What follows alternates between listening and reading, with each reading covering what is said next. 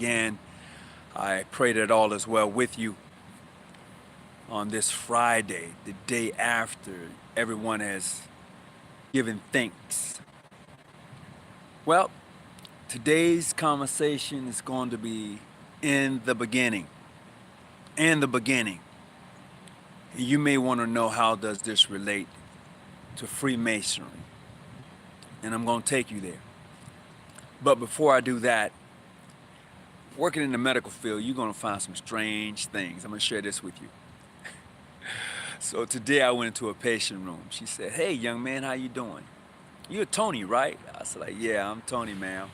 She was like, "Wow." She was like, "Where you from?" I said, "Well, I'm originally from Mississippi." I said, "Where you from?"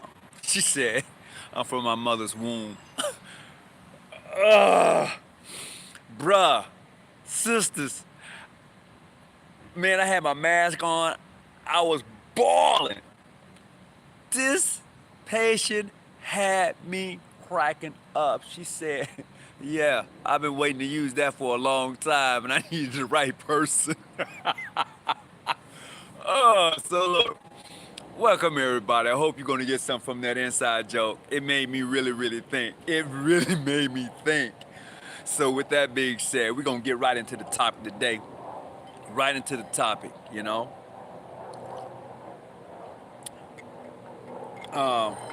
First of all, I hope that you had a wonderful Thanksgiving. I didn't have your traditional Thanksgiving. Wife didn't cook, didn't ask her to. You know, we both work hard, and I found it unnecessary to ask her to cook anything, or for me to be cooking. No, you don't have to do that. You know, we cooked a few pies and things like that, and then we ordered food, um, seafood. We just went, hey, let's get some of this. She called it gumbo something or another. We got that, and you know, we did that thing. Man, look, uh, be thankful every day. Trust me, be thankful every day. With that being said, we're gonna get into the topic. Greetings, everyone. I hope that you were able to follow me. I hope that you were able to put something in the chat. I want to know who was all on today. Big shout out to everybody who's just popping in. So today our topic is going to be darkness. In the beginning. In the beginning.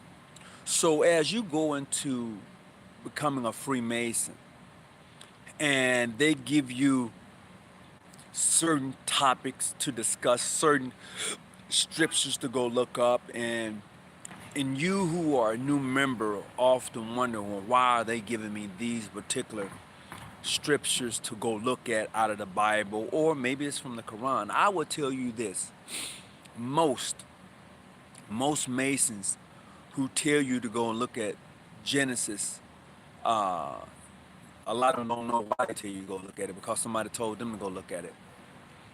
However, today I had the opportunity to take a look at something. Hold on just a second. Oh man, I'm back. I'm back. Greetings. What's up? What's going on, Edwards Walker? I appreciate you popping in on me. What's happening with you?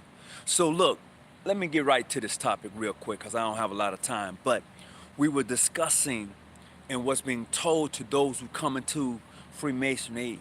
In some jurisdictions, not all, but in some, they'll tell them go read Genesis 1. And a brother goes and reads Genesis 1. He may not really understand why is he really reading Genesis 1. Well, today I really got to thinking about that. I really gave that some thought. I came across some information, really gave it some thought. It gets you to thinking. Darkness is the only thing that is eternal. You may be saying, what? Wait, back that up.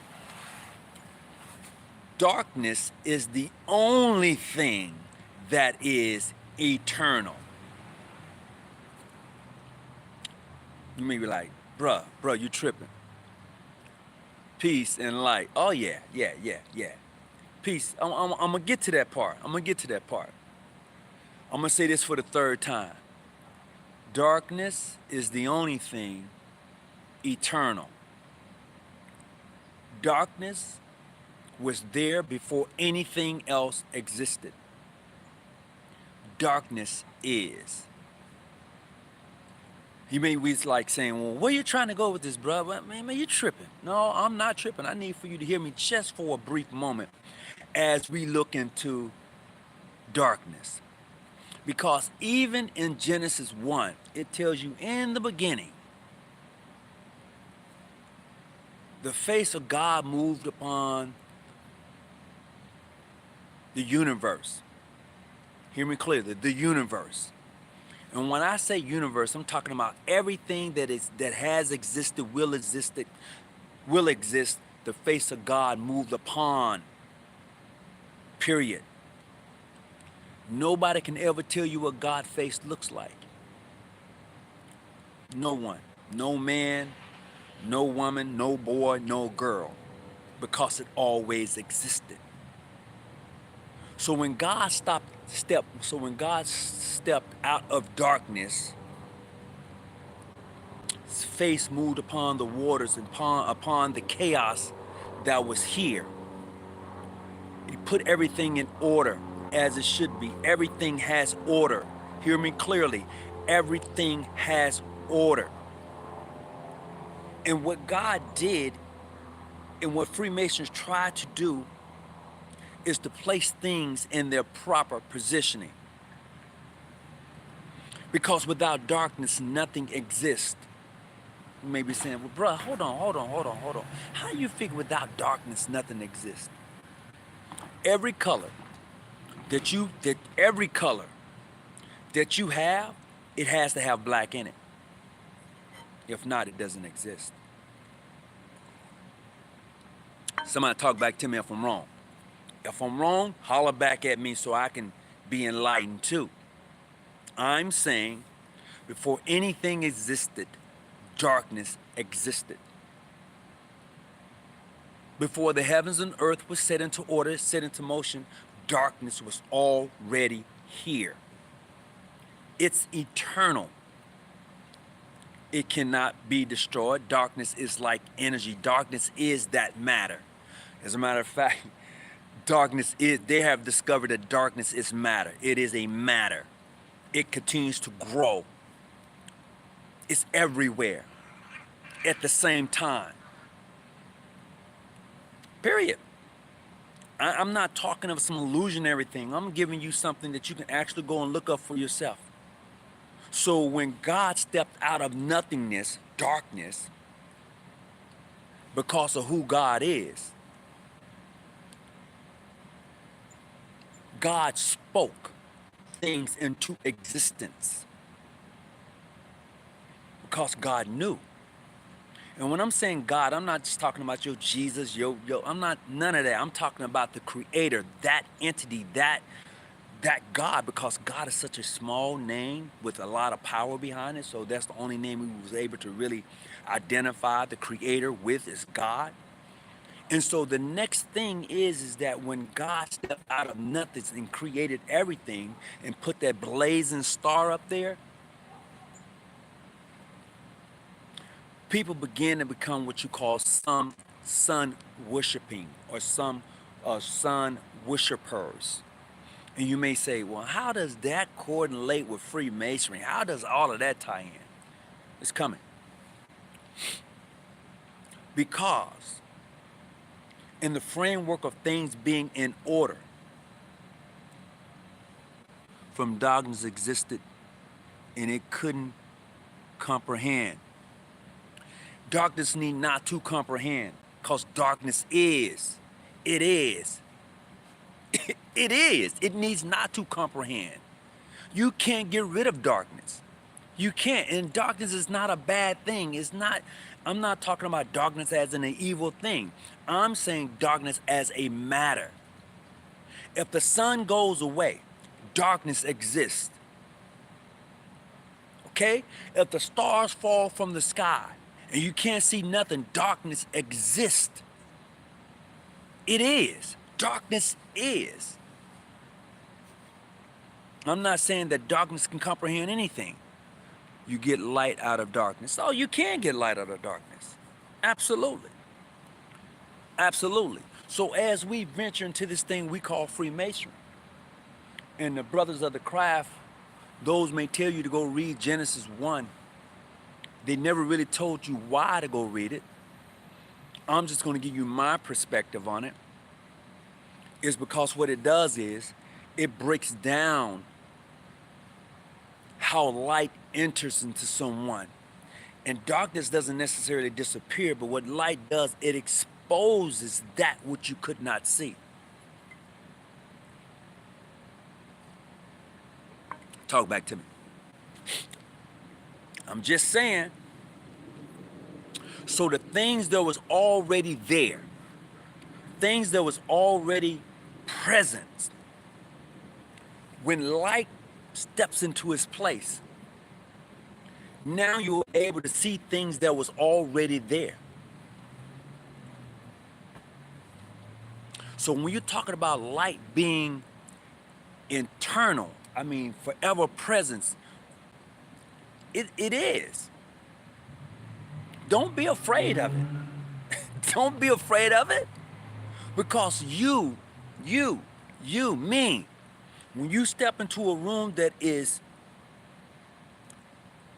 dark, you should be the light in the room.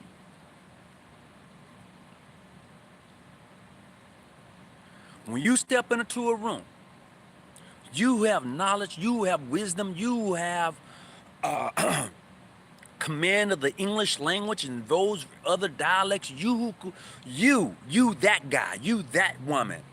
When you step into the room in presence of others, because of who you are, you should be the light in the room. You should be. Darkness is going to exist. It was here. At the foundation, it was here. However, when the Creator stepped out of nothingness and began to create things around,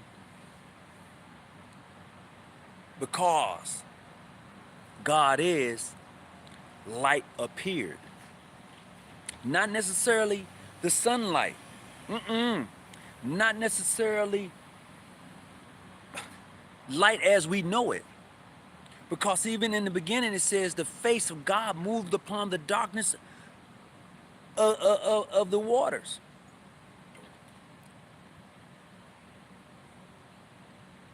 Then it goes on to say that God said, light be. Not let there be light. Light be. That's how you call things into existence. You don't say let anything.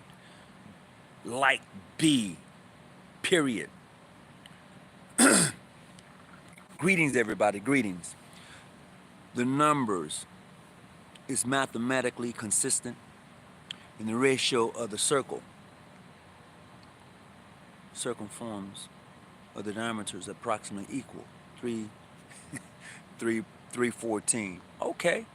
Because you can't see it doesn't mean it does not exist. It is the light that allows you to see in the dark. And it will give you directions to see what you can't see. I will go with that. I will go with that. I will roll with that. The first three words with 14 letters, 5. All right. You said a mouthful when you said darkness doesn't go away. It doesn't. It doesn't. It exists with you or without you. So it made me think about God. That's what it did. It made me think of God. God in a way, in fashion, beyond the thought of God being this magnificent, beautiful array of light. Because of who God is and the existence of God. Just as night or just as darkness is internal, I think of God. I get God out of that. You know, just one of them moments, man. Just one of them moments. You be like, well, how did you get God out of darkness? Because darkness has always existed. Boom. That's how I got it. Always. It's not going nowhere. As a matter of fact, it's so weird that uh, they said the farther they look out into space, they see nothing but darkness. Oh, I'm just saying. I'm just saying. It's true. It's true. Greetings, everybody. I hope that you're doing well today. It's real. In the beginning, absolutely. Absolutely. So as I began to look into this particular subject and wanted to have a conversation about it, it made me think of my own life. It made me think of who I am. You know, when the lights goes out, am I the same as you would see in the darkness? I mean, am I the same that you would see in the light? I'm sorry. When the light goes out, am I the same person you would see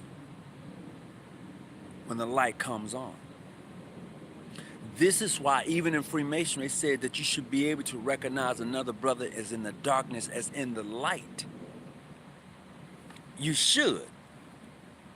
But is he the same? You should be able to grip a sister and know that this is a sister in the darkness as well as in the light. You should. That blazing star, it's not going nowhere. Nah, it's not going nowhere. But darkness still exists, with it or without it.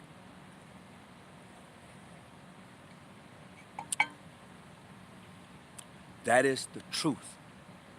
No matter how you cut it up, no matter how you look at it, that exists. Energy exists.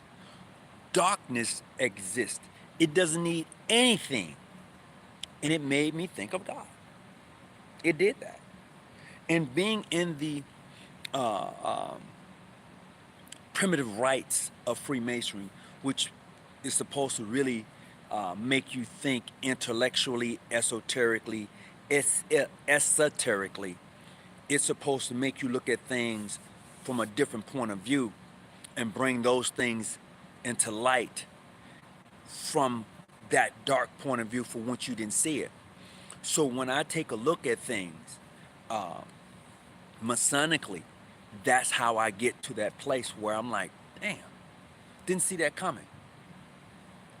Question, is it possible that others who see within the light can see what others cannot see? Oh yeah, look, I'm gonna tell you, if you chose to, and if you choose to study Freemasonry or any other uh, um, occult, for lack of a better word, organization, that's including Christianity, that's including everything, organizations period, that deals with the arts and sciences. If you begin to study them, if you begin to indulge in them, yes, absolutely. That question you just asked, my brother, is it possible that others who see with the light can see what others cannot see? Absolutely. That's a fact. As a Mason, I can watch movies and see so much into the movie. And if others who are not enlightened, they won't see it. They won't be able to grab hold to it. They'll think you lost your mind. One of the greatest, well, there's a couple, but I'm gonna put John Wick 1, 2, and 3, and now they got 4 coming out. The greatest Masonic movie out there, period. One of the. Their other one is The King and I. That's another great Masonic movie. There's a couple of more, but those 2 movies, Masonically speaking, shed light on Freemasonry from so many different perspectives, and if you're not in tune, it'll go right over your head. Hear me clearly. If you're not in tune, it will go right over your head. That is so true. So when those who are enlightened, when those who can see what others can't see, it's hard to explain. Another movie is The Kinsman. That's another movie that when you go and look at the Kinsmans, you will see Masonic emblems and numbers that others don't see because they haven't been introduced into Freemasonry, so they're in darkness. Even even before I became a Freemason, I was in what you call darkness. Even now, being in Freemason, I'm still in darkness because you're forever gaining knowledge and becoming the light in the room. You are becoming the light in the room. So when God stepped out of nothingness, boom, came the light in the room. Like, wow, okay, all right, I see what's going on. I see what's going on. Whew, whew, whew, whew. Hey, he started decorating. Isn't that what you do when you go into a new home? One where there's no furniture and there is a house. You're stepping into this emptiness. And then you begin to decorate. Bed over here, TV over there, art on the wall, boom, boom, boom, boom. You begin to take that which was empty and begin to place something in it, and then it becomes full, so it no longer echoes. You ever walk into a room, you say hello, and it echoes, no matter how big or small that room is. But once you begin to place things in it, it absorbs the sound, just as when light stepped into darkness, it absorbed the darkness. I didn't say it didn't exist. I said it absorbs it. So you who are enlightened, when you step into a room, you're supposed to absorb the darkness. I just need for you to take a step back and think for a minute. Just for a minute. Just for a minute. To some, I have made plain. To them, others, I speak in parables. And there's where your esoteric steps in. Parables. What does it mean? What is it trying to say in so many words? How does that break down into my life? Where can I go with it? That's the beauty of it all. I'm just saying that is truly the beauty of it all. Masonry is, as it once was 50 or 60 years ago, that time is gone. You'll never get that back again. And here's the uniqueness. Here's something I really want you to think about. When you do something for someone for the first time, or when you do something in your life for the first time, it can never, ever be duplicated. Did y'all hear me clearly? I said when you achieve, when you do something, when you move in a certain way in your life, it can never be duplicated again. Because it's the first. It's the first. As for the individual who does it, it's the first. For that person who does it, it's the first. It cannot be duplicated again by that person because it's done. It's the first. You have to catch that on the way home. Get us some food for thought. Get us some real food for thought. Okay? All right? Get us some real food for thought. So look, I've been on here for a minute. I just wanted to share that with you. That was really, you better speak. All right, Brother Edwards, how you doing, bro? I appreciate that. I'm just saying, man, I mean, we can get on here, and I could be on here all day. You know, this is that time. I just like to come out and hang and fellowship with you who come and share with me your day. It's the first. See, I'm going to share this with you. This time and moment that we're gathered here, that you're watching me and I'm speaking to you, and we are having this dialogue, it can never, ever be done again. Once I sign off, it's it. Others can go back and watch it, but you'll never get the same energy now when you watch it later. You never get it again. It's only one time. And that's what makes life special. That's what makes it so special. I'm learning so much right now, uh, and I'm sharing even with my own family. Today I posted with my family. I said, look, I'm willing to set up a family trust, but I need everybody to contribute to the family trust. And I contribute the first amount, and then everybody else can start dibbling, putting in what you can. The ideal is what you want to do. It establishes wealth for your family. Period. That's what I want to do. I don't want to leave here and then everybody is starving. No, I have an opportunity to make something happen. You have that same opportunity. So I was just sharing that with my family, and some of them thought like, nah, I ain't listening. But I tell you, when the parents pass away and they leave you their debt, you're gonna be pissed off.